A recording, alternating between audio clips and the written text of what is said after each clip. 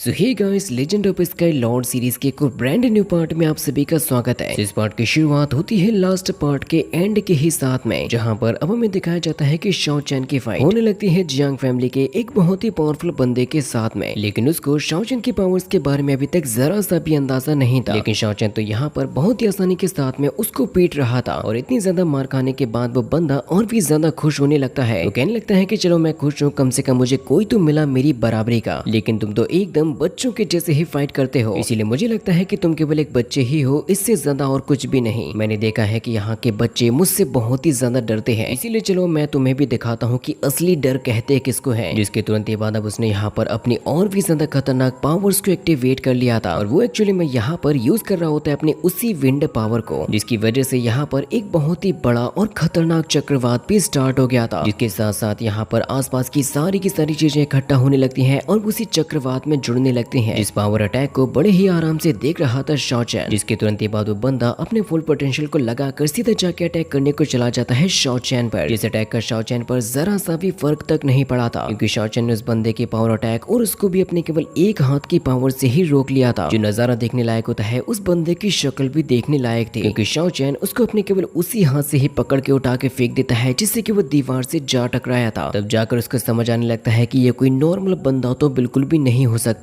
जिसके तुरंत ही बाद उसने दोबारा से अपने एक और अटैक को समन करना स्टार्ट कर दिया था, बट इस बार जो उसका पावर लेवल तो है वो थोड़ा सा अप हो चुका था, जिसकी वजह से यहाँ पर अब जितनी भी बड़ी चीजें होती हैं वो उसी अटैक के साथ में जुड़ना स्टार्ट हो गई थी। लेकिन इस बार तो शाओ चैन उस अटैक की तरफ देख भी नहीं रहा था, उसे जरा सा भी फर्क भी नहीं पड़ता कि ये कौन है और उसके ऊपर कैसा अटैक होने वाला है। जैसे उसको हिट होने वाला होता है तो शाओ चैन तुरंत ही मुड़ता है और उस अटैक को पकड़ के शाओ चैन इतना खतरनाक तरीके से उस बंदे को घुमाता है कि उसको अपनी औकात पता चल गई थी कि वो शाओ चैन के सामने कुछ भी नहीं है, जिसको उसने उठा के फेंक दिया था, जो कि कई सारी चीजों को तोड़ते फोड़ते जा टकराया था दीवार से। लेकिन अभी भी वो हार नहीं मानता, जिसकी वजह से वो और भी बुरी तरीके से पिटने लगता है। वो जितनी बार भी शाओ चैन पर अटैक करने के लिए जा रहा था वो उतनी ही बुरी तरीके से पिट भी रहा था। शाओ चैन ने उसको मारते मारते सिटी की आधी से ज्यादा दीवारों को तक तोड़ के रख दिया था। उसने कई सारे पेड़ों को भी फोड़ के एकदम से रख दिया था, क्योंकि जैसे ये बीस्ट का एक पेड़ से टकराता है उसका चेहरा बन जाता है उसके ऊपर। जो नजारा वाकई में देखने लायक था कि क्या अभी भी इसके अंदर इतनी हिम्मत है कि ये दोबारा से लड़ने को तैयार हो सके। वो गुस्से के साथ में कहने लगता है कि नहीं मैं अभी भी हार नहीं मानूंगा, इसलिए चलो आ जाओ, अगर हिम्मत है तो मेरा इस बार मुकाबला करके दिखाओ। इसके बाद अब वो जैसे ही बहुत ही तेजी के साथ में जाता है शाओ चैन पर अटैक करने के लिए, तो शाओ चैन ने उसको बहुत ही आसानी के साथ में पकड़ लिया था और वो कहने लगता है कि चलो बीस्ट गाय, अब बहुत हुआ, इस गेम को खत्म करते हैं। जिसके तुरंत ही बाद शाओ चैन ने उसको बहुत ही बुरी तरीके से मार दिया होता है जमीन से। धरती से मारने के बाद उसको आसमान में फेंक देता है और खुद भी हवा में जाकर अपनी पावर से भरा हुआ एक इतना जोरों का पंच हिट कर देता है उस बंदे के ऊपर कि वो धरती को चीरते हुए उसमें गड्ढे में समा जाता है। इसकी वजह से उसको एक्चुअली में ये बात पता चल गई होती है कि वो इस मास्क मैन के सामने कुछ भी नहीं है। इसके तुरंत बाद शाओ चैन यहाँ पर अपने कुछ और भी सुप्रीम ट्रीजर को यूज करने वाला था और उसके अंदर वो ऑलरेडी यूज कर चुका है सुप्रीम ट्रीजर आर्मर को, क्योंकि ये जो आर्मर होता है वो उसका बहुत ही ज्यादा स्ट्रॉन्ग आर्मर था। इसी वजह से अब उसको वापस से रख चुका होता है अपने ट्रीजर वर्ल्ड के अंदर। लेकिन शाओ चैन भी इस बंदे की स्ट्रॉन्गनेस को देखकर थोड़ा सा इंप्रेस हो जाता है, क्योंकि इतनी ज्यादा मार खाना किसी के भी बस की बात नहीं थी। जिसके बाद अब हमें अगले ही सीन में दिखाया जाता है एल्डर फैंग को, जो कि जा चुका होता है स्वॉर्ड माउंटेन सेक्ट में और वहां पर उसकी बहुत ही ज्यादा बेहतरीन तरीके से खातिरदारी की जा रही थी। उसके सामने उसकी कई सारी पसंदीदा चीजें रखी जाती है खाने के लिए और अपना अच्छे तरीके से पेट भरने के बाद तब जाके उसको ख्याल आता है कि वो कहाँ पर बैठा है, क्योंकि फिर तभी स्वॉर्ड माउंटेन सेक्ट के लॉर्ड उससे ये कहने लगते हैं कि क्या तुम मुझे ये बताओगे कि लिंगुइन सेक्ट के न्यू हेड का यहाँ पर क्यों आना हुआ। मैं जानना चाहता हूँ कि तुम आकर यहाँ पर अकेले क्यों आए हो। जैसे कि एल्डर फैंग ये कहने लगता है कि देखिए लॉर्ड, आपके द्वारा जो भेजे गए थे वू फैंग और जीला, वो दोनों ही एक के बाद एक बहुत ही ज्यादा पावरफुल गाय के द्वारा मार दिए गए और मुझे उम्मीद है कि इस बात के बारे में आप बहुत ही अच्छे तरीके से जानते भी होंगे। और वो जो बंदा जो कि अपने आप को बुलाता है स्काई लॉर्ड, वो थोड़े समय के लिए बाहर जा चुका है लिंगुइन सेक्टर से। इसी वजह से अब हमारे पास में इससे अच्छा मौका तो कोई भी नहीं होगा और अब हमें इस सिचुएशन में जाना चाहिए लिंगुइन सेक्ट में, क्योंकि वहां पर होगी जियांग मैंग। इसी वजह से आप भी ये जानते हो कि जियांग मैंग को पकड़ने का इससे बेहतरीन टाइम और कोई भी नहीं हो सकता। इसकी बात को सुनने के बाद लॉर्ड उस पर बहुत ही जोरों से हंसने लगते हैं। वो अपने सिपाहियों से कहते हैं कि जल्दी से आओ और इस फैंगुई को पकड़ लो। जो बात सुनकर तो फैंगुई भी शॉक हो गया था कि आखिर लॉर्ड आप मेरे साथ में ये क्यों कर रहे हो। जैसे कि लॉर्ड उसके बताने लगता है कि तुमने मुझसे खुद ही कहा है कि वो बंदा एक गॉड लेवल का है, और क्या तुम्हें सच में लगता है कि तुम वहाँ से अपने खुद की सूझबूझ से आए हो। भूल जाओ, क्योंकि तुम्हें एक मोहरे के जैसे यूज किया गया है है हमारे बारे में पता लगाने के लिए। इसीलिए इन लोगों ने पकड़ लिया होता है एल्डर फैंग को, जिसके फिर अगले ही सीन में हमें दिखाया जाता है बीस्ट गर्ल को, जो कि जंजीर और उस पिंजरे से बंधी हुई थी। वो वहाँ से छूटने की और निकलने की बहुत ज्यादा कोशिश कर रही थी, लेकिन वो ऐसा कर नहीं पाती। जिस मोमेंट पर तभी उसके पास में पहुंच जाती है खंजर को लेकर जियांग मैंग, जिससे कि वो बच्ची डरने लगती है। लेकिन जियांग मैंग ने तो उसकी सारी जंजीरों को ही तोड़ दिया था। वो उसकी तरफ अपनी दोस्ती का हाथ बढ़ाती है कि मेरे पास में आ जाओ, मैं तुम्हें कुछ भी नहीं करूंगी। लेकिन वो बच्ची तो डर रही होती है कि कहीं ये भी उसको कैद ना कर ले। जियांग मैंग कहती है कि चिंता मत करो और मुझसे डरो मत, मैं तुम्हें कुछ भी नहीं करूंगी। इसीलिए वो जियांग मैंग का हाथ पकड़ती है और ये दोनों ही बहुत ही तेजी के साथ में यहाँ से जाने लगती हैं। लेकिन तभी अचानक से दरवाजा खुलता है, क्योंकि अब यहाँ पर आ चुका होता है इस ऑक्शन हाउस का ओनर, और वो ये कहने लगता है कि लड़की अब तुम कहाँ पर जा रही हो? तुम्हारे और तुम्हारे इस घटिया साथी की वजह से मेरे इस ऑक्शन हाउस की सारी जरूरी चीजें टूट गई हैं। मेरे पास में ट्रीजर के नाम पे बची हुई है तो केवल यही एक लड़की, और अब तुम इसको भी यहाँ से ले जाओगी तो सोचो जरा मेरा क्या होगा। इस बात पर जियांग मैंग उससे ये कहने लगते हैं कि ज्यादा झूठ मत बोलो, मैंने भी अपनी आंखों से देखा था और तुमने भी अपनी आंखों से देखा था कि तुम्हारे ऑक्शन हाउस की चीजों को तोड़ा था उस पागल बंदे ने। इसी वजह से तुम्हें उन सारी की सारी चीजों की भरपाई भी उसके मालिक से ही करनी चाहिए। मेरा साथी तो ऑलरेडी तुम्हें इस लड़की के पैसे चुका चुका था, इसी वजह से मैं इसको यहाँ से जरूर से ले जाऊंगी। अब मुझे क्या ही करना कि तुम्हारी चीजें टूटे फूटे या फिर कुछ भी हो। तो वो ओनर कहने लगता है कि अगर तुम्हारे साथी ने जियांग फैमिली के यंग मास्टर को भड़काया ना होता तो यहाँ पर ऐसा कुछ भी नहीं होने वाला था जो कुछ भी हो चुका है। इसी वजह से मेरे नजरिए से ये सारी की सारी गड़बड़ हुई है तुम्हारी वजह से। जिसके तुरंत ही बाद वो उसको पकड़ने की कोशिश करता है, लेकिन जियांग मैंग ने उसको डॉज कर दिया। जियांग मैंग कहने लगते हैं कि देखो पागल मत बनो और अपनी हद को पार मत करो। उस ओनर के साथ ही भी उसको मारने की कोशिश करने लगते हैं। जियांग मैंग उनको समझा रही थी कि देखो अगर कोई कुत्ता गलती करता है तो उसकी सजा और भरपाई उसके मालिक को ही चुकानी पड़ती है। इसी वजह से तुम्हें कोई भी हक नहीं है कि तुम इन सारी चीजों का इल्जाम मेरे सर पे डालो। जिसके तुरंत बाद अब ये बंदे उसका पीछा करने लगते हैं, लेकिन जियांग मैंग तो बहुत ही तेजी के साथ में जाती है, उस स्विंग करते हुए एक बंदे को हिट कर ही देती है। इसके बाद अब वो जैसे यहाँ से निकलने को तैयार होती है तो उसके सामने और भी कई सारे बंदे भी आ चुके थे। यानी कि अब जियांग मैंग और उस बीस्ट गर्ल के पास में यहाँ से बच निकलने का या भागने का कोई भी रास्ता नहीं था। तभी वो ओनर भी यही कहने लगता है कि अब तुम्हारे पास में भागने का कोई भी रास्ता नहीं है, इसी वजह से अब तुम्हें चुपचाप उस लड़की को हमारे हवाले कर देना चाहिए। लेकिन फिर तभी वहाँ पर चीजों को तोड़ते फोड़ते आ जाता है वही क्रेजी बंदा, और वो चिल्लाते हुए कहने लगता है कि मुझे जल्दी से बता दो कि आखिर मेरे यंग मास्टर कहाँ पर है, जल्दी से बताओ कि आखिर मिस्टर जियांग कहाँ पर है। जियांग मैंग कहने लगती है कि देखो ये कुत्ता फिर से आ गया और अब हमें तुमसे कुछ भी नहीं लेना देना, तो तुम इससे ही निपटो। इसके बाद फिर जैसे ही जियांग मैंग और वो बीस्ट गर्ल यहाँ से भागने लगते हैं तो चालाकी से यहाँ पर इन दोनों के ही ऊपर डाल दिया जाता है एक बहुत ही भारी भरकम केस को, ताकि जियांग मैंग और बीस्ट गर्ल चाहकर भी यहाँ से निकल ना सके। और फिर वो कहने लगता है कि अब मैं तुम्हें बताऊंगा कि आकर हम तुम्हारे जैसे चोरों के साथ में क्या करते हैं, उनके साथ में कैसा व्यवहार करते हैं। और वो ये भी कहने लगता है कि तुम्हारे जैसे लोगों का मेरी चंगुल से बच पाना बहुत ही ज्यादा मुश्किल होता है। लेकिन अब यहाँ पर जो होने वाला था इसके बारे में उसने जरा सा भी सोचा तक नहीं था, क्योंकि फिर तभी दरवाजे को खोलते हुए यहाँ पर आ जाता है शॉ चैन, और वो ये कहने लगता है कि अच्छा तो फिर तुम मुझे बताओ कि आखिर तुम क्या करते हो। जिसके फिर अगले ही सीन में हमें दिखाया जाता है जियांग चुआन को, जो कि उस जगह पे पहुंच चुका था जहाँ पर उस क्रेजी बंदे की धुलाई बहुत ही बुरी तरीके से करी गई थी। उस जमीन के अंदर जब गड्ढे को देखता है तो उसके भी होश उड़ जाते हैं, लेकिन फिर भी वो इस बेइज्जती को अपनी तारीफ में बदलते हुए ये कहने लगता है देखो हमारी जियांग फैमिली का कमाल, वो इतनी बुरी तरीके से मारते हैं कि सामने वाला अपने आप को बचाने के लिए जमीन के अंदर तक छुपने को तैयार हो जाता है। जो बात सुनकर तभी उसी का एक साथी ये कहने लगता है कि लेकिन मुझे तो ये सुनने में आया था कि यहाँ पर जिस बंदे की धुलाई की गई है वो एक्चुअली में और कोई नहीं बल्कि था मिस्टर क्रेजी वोदाओ। जो बात सुनकर जियांग चुआन कहने लगता है कि नहीं ऐसा कुछ भी नहीं हुआ, तुम बकवास मत करो, मैं जानता हूँ कि मेरी फैमिली के लोग कितने ज्यादा स्ट्रॉन्ग हैं, इसी वजह से उनके साथ में ऐसा कभी भी नहीं हो सकता। तो वो बंदा कहने लगता है कि सर आप मानो या फिर ना मानो, लेकिन मैंने ये अपनी खुद की आंखों से ही देखा था। और मैंने ये देखा था कि एक बंदा जिसने मास्क लगा के रखा है उसका सूट बहुत ही अच्छा लग रहा था, क्योंकि शायद अपने आप को बुला रहा था स्काई लॉर्ड। उसने मिस्टर वोदाओ को इतना ज्यादा बुरी तरीके से मारा था कि थोड़े समय के लिए मिस्टर वोदाओ तो चलने के काबिल भी नहीं बचे थे, वो फाइट क्या ही करेंगे। जो बातें सुनने के बाद तो जियांग चुआन की हालत ही खराब होने लगती है। कहने लगता है कि आखिर यहाँ पर कोई गॉड लेवल का बंदा हो भी कैसे सकता है। वो अपने मन में ये सोच रहा था कि हाँ यहाँ पर आने से पहले मेरे पिताजी ने मुझे ये बताया था कि लिंग इंसेक्ट में एक बहुत ही ज्यादा पावरफुल हाई लेवल का मार्शल आर्टिस्ट आ चुका है, जो कि इतना ज्यादा मिस्टीरियस है कि अभी तक उसके बारे में किसी को भी नहीं पता। मुझे यकीन नहीं होता कि क्या वो एक्चुअली में यहाँ पर आया टियान युआन सिटी में, और क्या सच में उसी ने क्रेजी मिस्टर वोदाओ को मारा। लेकिन फिर तभी वहाँ पर कई सारे बंदे भागते हुए आने लगते हैं और वो कहते हैं कि यहाँ से भाग जाओ, जिनको देखकर तभी जियांग चुआन कहने लगता है कि अच्छा अब तुम लोगों को क्या हो गया। तो एक बंदा बताता है कि आपका जो मिस्टर क्रेजी वोदाओ है वो हम सभी को मार रहा है केवल आपको बचाने के लिए, यहाँ तक कि उसने तो ऑक्शन हाउस के अंदर बहुत ही बुरी तरीके से मारना तोड़ना शुरू कर दिया। आपको खुद ही वहाँ पर जाकर देखना चाहिए कि वहाँ पर क्या क्या और कैसे कैसे हो रहा है। हम लोगों में से तो कोई भी वहाँ पर टिक भी नहीं पाया, क्योंकि वहाँ पर अब एक और बंदा भी आ चुका है। अब इसके आगे की स्टोरी हम नेक्स्ट पार्ट में देखेंगे, जो कि बहुत ही जल्द आ जाएगा।